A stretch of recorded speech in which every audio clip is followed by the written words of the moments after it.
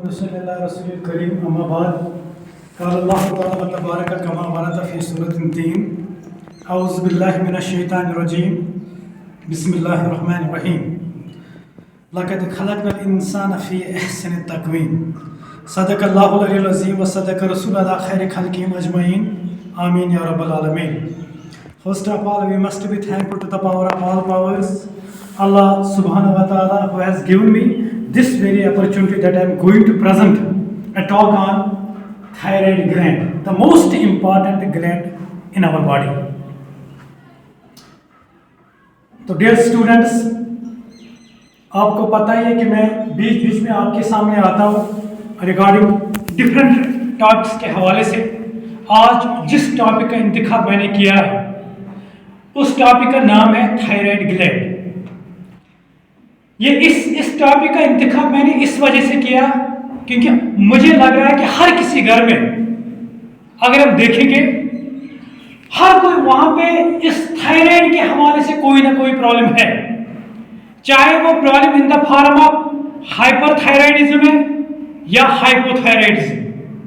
लिहाजा इस वीडियो बनाने का मकसद, आज की वीडियो बनाने का मकसद जो है आपके बीच में अंडरस्टैंडिंग लाना, एक इंफॉर्मेशन लाना थायराइड ग्लैंड के हवाले से, ताकि एक आम इंसान को पता चले कि थायराइड ग्लैंड एक्चुअली है क्या, इसका जो बॉडी में जो रोल है एक्चुअली वो रोल है क्या, कितना ज्यादा जरूरी है ये।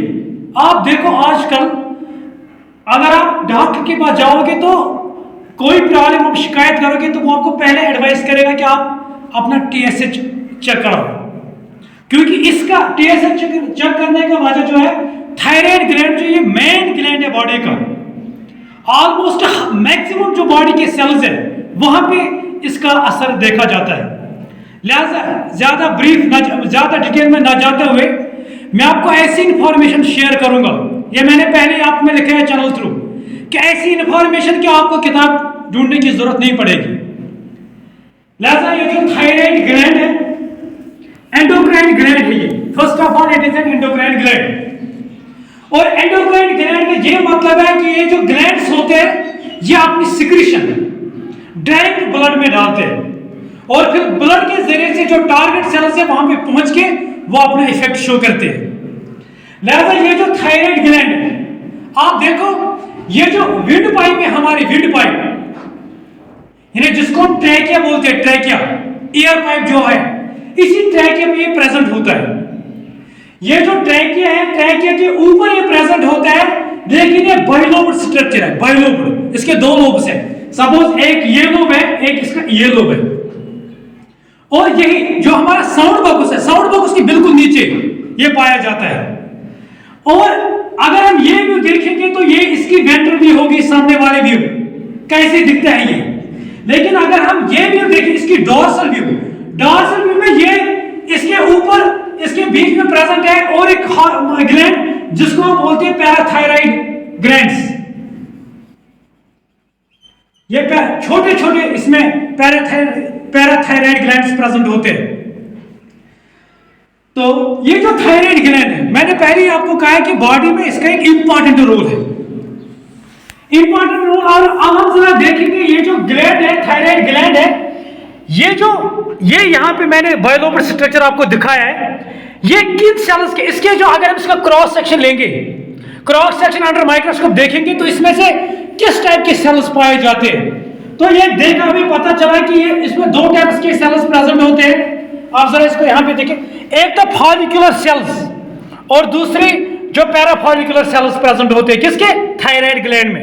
एक फॉलिकुलर सेल, दूसरी पैराफॉलिकुलर सेल। इन सेल्स के बीच में, ये जो सेल है इन सेल्स के बीच में येलो कलर का फ्लूइड प्रेजेंट होता है जिसको हम कोलाइड बोलते हैं। क्या बोलते हैं, कोलाइड, शाबाश। ये जो फॉलिकुलर सेल है, ये फॉलिकुलर सेल बहुत ज्यादा इंपॉर्टेंट, क्योंकि यही हमारा जो T3 या T4 हार्मोन यही सीक्रेट करती है। तो अगर हम ये जो फॉलिकुलर सेल है, अगर हम इसको जरा एक सेक्शन इसका कट करेंगे और इसको अंडर माइक्रोस्कोप में देखेंगे तो वहां से पता चलता है कि ये जो सेल इस तरह की दिखती है हमें। आपको पता है कि जब हम डॉक्टर के पास जाते हैं, अगर वो हमें कहता है कि आप एक काम कीजिए, आप अपना टीएसएच चेक कराओ, ये टीएसएच है क्या? तो टीएसएच जो है, आपको पता है हमारे जो ब्रेन में एक ग्लैंड प्रेजेंट होता है जिसको हम बोलते हैं मास्टर ग्लैंड, पिट्यूटरी ग्लैंड और हाइपोथैलेमस। हाइपोथैलेमस क्या करता है? Hypothalamus thyroxine releasing hormone TRH release करता है। ये टीआरएच स्टिमुलेट किसको करता है? पिट्यूटरी ग्लैंड को। तो पिट्यूटरी ग्लैंड से यहां पे टीएसएच निकलता है। तो आपको पहला थायराइड ग्लैंड में टीएसएच नहीं निकलता, ये पहली बात जो हमें टीएसएच चेक करना पड़ता है। ये टीएसएच रिलीज करता है पिट्यूटरी ग्लैंड। इस टीएसएच को बोलते हैं थायराइड स्टिमुलेटिंग हार्मोन।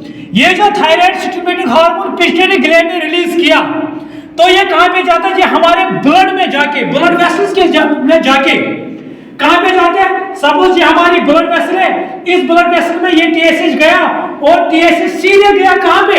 इसका अपना एक टारगेट सेल होती है, और वो टारगेट सेल कौन है? टारगेट सेल इसकी जो है वो फॉलिकुलर सेल है, किसकी? थायराइड ग्लैंड की।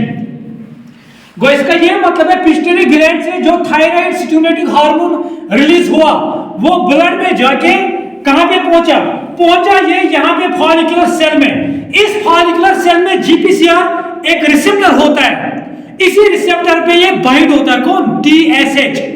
जब टीएसएच यहां पे, ये जो है ये टीएसएच है,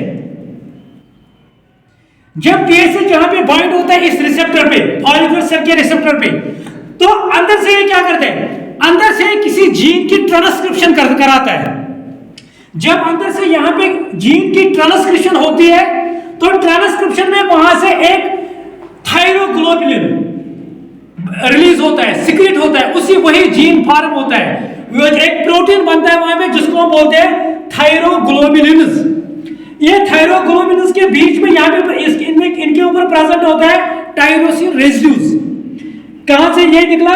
ये फॉलिकुलर सेल जब स्टिमुलेट हो गई, टीएसएच ने इसको स्टिमुलेट किया, तो अंदर एक जीन की ट्रांसक्रिप्शन हो गई, तो वहां से फॉर्मेशन ऑफ ग्लोबुलिन बन गया। तो इस थायरोग्लोबुलिन के ऊपर टायरोसिन रेजिड्यूज होते हैं, और यहां से आपको पता है यहां पे एक ट्रांसपोर्टर, इसी फॉलिकुलर सेल के ऊपर एक ट्रांसपोर्टर होता है जिसको हम बोलते हैं सोडियम आयोडीन सिम्पोर्टर। ये एक ट्रांसपोर्टर, एक चैनल होती है, ट्रांसपोर्टर होता है ये। यहां पे क्या होता है? ये जो सोडियम होता है, सिम्पोर्टर मतलब ये एक ही डायरेक्शन में, सोडियम भी और आयोडीन भी ये एक ही सीम में चले जाते हैं। ये जो सोडियम है, तो सोडियम अपने साथ इंपोर्ट कराता है किसके अंदर? फॉलिकुलर सेल के अंदर।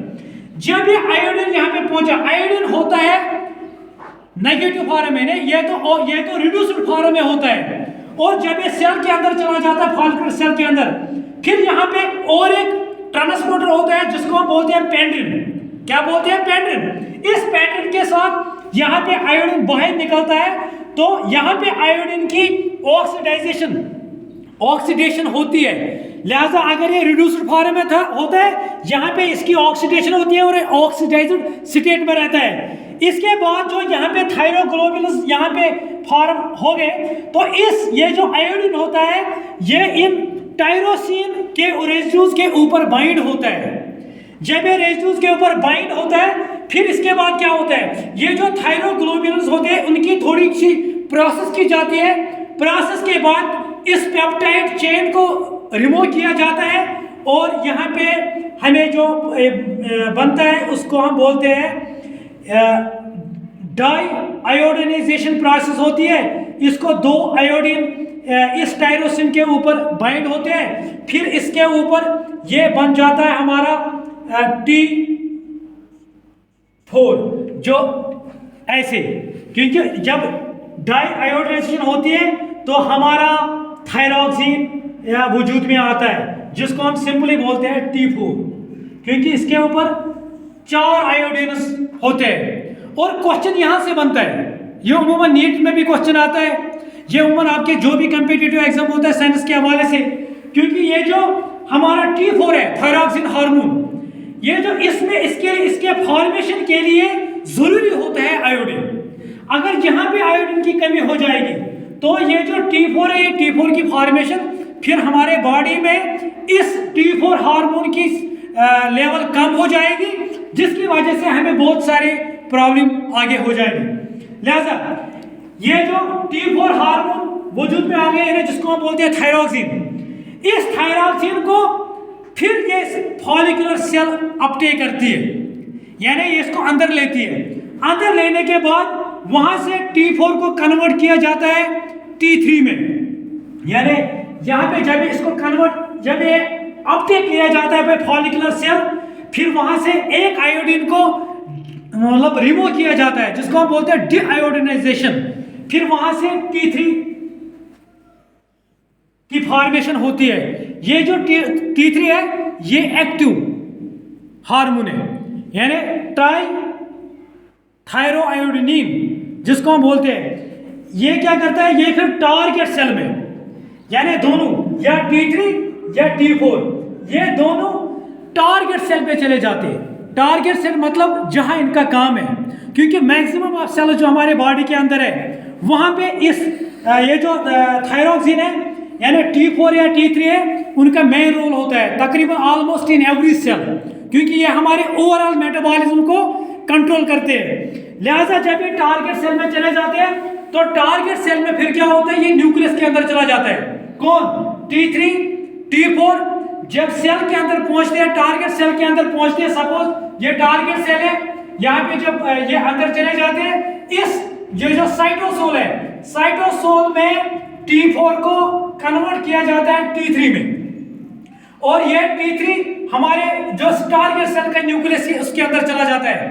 जब न्यूक्लियस के अंदर T3 चला जाता है तो वहां पे एक सीक्वेंस होती है जिसको हम बोलते हैं टायरोसिन रेस्पॉन्स एलिमेंट। तो इस रेस्पॉन्स एलिमेंट पे ये जो हमारा T3 है इसके ऊपर एक रिसेप्टर होता है, ये वहां पे बाइंड होता है, और इसके साथ यहाँ पे निकोटाइनिक रिसेप्टर प्रेजेंट होता है। फिर जब इसमें ये T3 जब हमारे इस टारगेट सेल के न्यूक्लियस में बाइंड होता है, बाइंड होने के बाद वहां पे एक एंजाइम जिसको हम बोलते हैं HAT की रिक्रूटमेंट होती है। ये HAT क्या करता है, ये हेटेरोक्रोमेटिन को यूक्रोमेटिन में कन्वर्ट करता है, जिसकी वजह से जो हमारे ग्लाइकोलिटिक एंजाइम्स होते हैं उनका एक्सप्रेशन होता है। यानी ग्लाइकोलिटिक एंजाइम्स, जो एंजाइम्स बहुत इंपॉर्टेंट रोल करते हैं ग्लाइकोलिसिस में, यानी जो प्रोसेस ऑफ ग्लाइकोलिसिस होती है उसमें जो एंजाइम्स हमारे होते इन्वॉल्व होते हैं उनका एक्सप्रेशन होता है। लिहाजा ग्लाइकोलिसिस बहुत हमारे बॉडी के अंदर कंटिन्यूसली चलती रहती है। और इस ग्लाइकोलिसिस के क्या होता है, वहां पे ग्लाइकोलिसिस का जो एंड प्रोडक्ट है वो पायरीवेट है।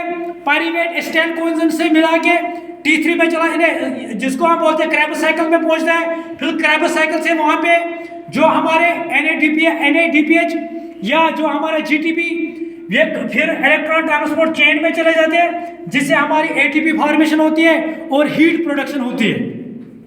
और क्या होता है, जो बेसिक मेटाबॉलिक जो प्रोसेस है, बेसिक मेटाबॉलिक रेट वो इंक्रीज होती है, जो नर्वस सिस्टम का वो डेवलपमेंट हो जाता है, जो हमारा कार्डियक आउटपुट वो इंक्रीज हो जाता है। लिहाजा जो भी बेसिक हम देखेंगे मेटाबॉलिक ओवरऑल मेटाबॉलिक जो प्रोसेस हमारे अंदर है वो इससे बहुत अच्छे से चलती है, यानी इन्वॉल्व होते हैं। किससे? इस एंजाइम से, जो एक्टिव एंजाइम होता है यानी T3। लिहाजा एक बार ये आपको जहन में रखना चाहिए कि जो हमें डॉक्टर एडवाइस करता है कि आप एक हम प्रेस्क्राइब करता है कि आप TSH से हमें पता चलता है कि अगर TSH हमारे ब्लड में इसकी लेवल बहुत ज्यादा है तो इसका मतलब ये है कि ये जो हमारा जो थायराइड ग्लैंड है इसके सेल्स अच्छे से काम नहीं करते। लिहाजा इसी वजह से उसको सिग्नल भेजने के लिए पिट्यूटरी ग्लैंड क्या करता है, ये ज्यादा से ज्यादा अमाउंट में सिक्रेट करता है TSH, ताकि ये इसको इग्नाइट करे, ये स्टिमुलस देते किसको, थायराइड ग्लैंड को, इन फॉलिकुलर सेल्स को, कि आप अच्छे से काम नहीं करते हो, लिहाजा आप T3 या T4 अच्छे से रिलीज करो। ये था ओवरव्यू अबाउट थायराइड ग्लैंड। मकसद यही था कि आम जो मतलब इंडिविजुअल्स है या हमारे आम जनता है, मुझे लग रहा है कि हर किसी घर में ये प्रॉब्लम है कि एक बार ये अंडरस्टैंड कर लें कि ये जो थायराइड ग्लैंड है इसमें फॉलिकुलर सेल्स का कितना इंपॉर्टेंट रोल है। इसके बाद जो नेक्स्ट इसका टॉपिक है वो है कि अगर कोई एबनॉर्मलिटी होगी within related to thyroid gland तो उसमें से कौन कौन से प्रॉब्लम्स या क्लिनिकल कॉम्प्लिकेशन जो वजूद में आते हैं वो एक अलग टॉपिक है। लिहाजा इंशाल्लाह नेक्स्ट टॉपिक जो हम बनाएंगे वो एबनॉर्मलिटीज में बनाएंगे कि कौन कौन सी है जो हाइपरथायराइडिज्म है, हाइपोथायराइडिज्म है, वो किस वजह से वजूद में आते हैं। ये था overview about thyroid gland. Thank you, have a nice day.